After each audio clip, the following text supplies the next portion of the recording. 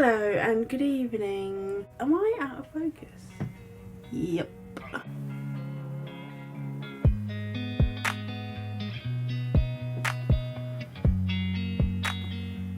I found some books I haven't spoken to you about quite yet. So I thought maybe I would, for your viewing pleasure, thank you for watching. I hope it's entertaining. And yeah, tell me what you think about the new camera. Hi. Hello in there. Hello in there. This is a book.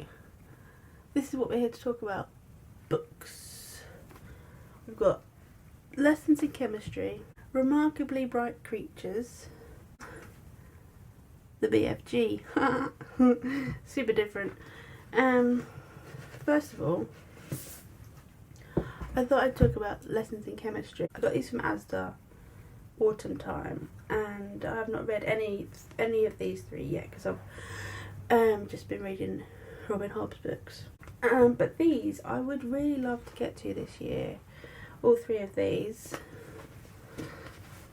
All of them. They're not very long each. I'm sorry, I've got ADHD and I cannot concentrate on one thing at a time. My brain is all over the place and I'm a little bit tired. Also, and I've got I'm having trouble focusing, so I'm sorry. But if you've got ADHD as well, then you know exactly what I'm talking about.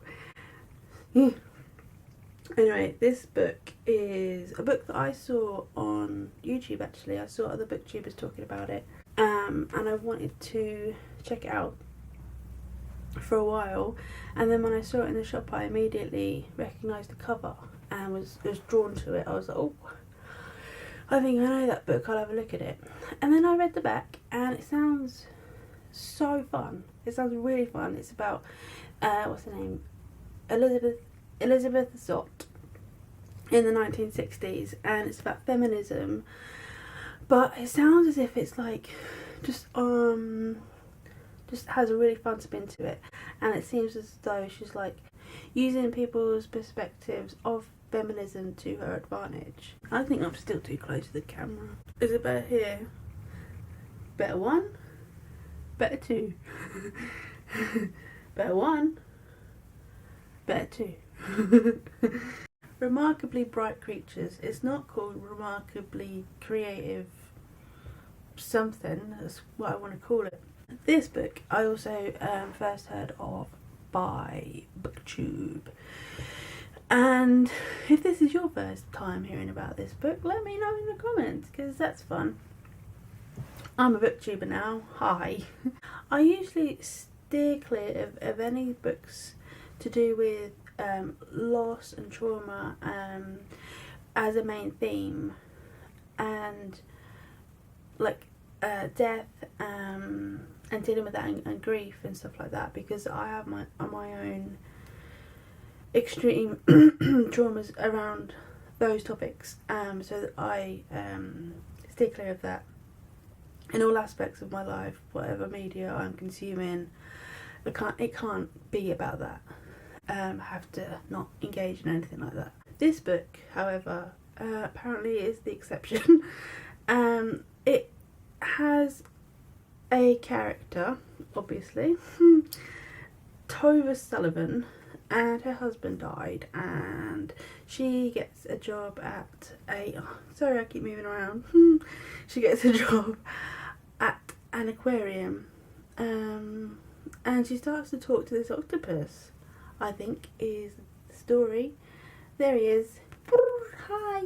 I'm not sure why he's got cleaning stuff in his hands. Maybe he helps her out. Maybe she's to clean up. I don't know. But it just sounds really fun, and whilst it deals with heavy topics, I think that it should be a light-hearted in a way kind of book. Maybe kind of healing as well for me. And I think it's meant to be quite funny as well. I'm always up for a bit of fun and a fun story. And the cover's beautiful, look at it. Doesn't it just capture your eye when you first see it? Well, Cynthia said, I defy you to put it down once you've started. So Cynthia, we will see about that. A warm and satisfying book as well. So, yeah. Shelby Van Pelt. We'll have a look at that this year. As well as these other ones that we've got. The Big Friendly Giant. What an amazing story. It's such a comfort. I've seen the film a bunch of times. Never read the book. Never read it.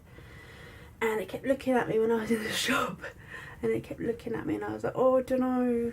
Like, I think I'd like to buy it.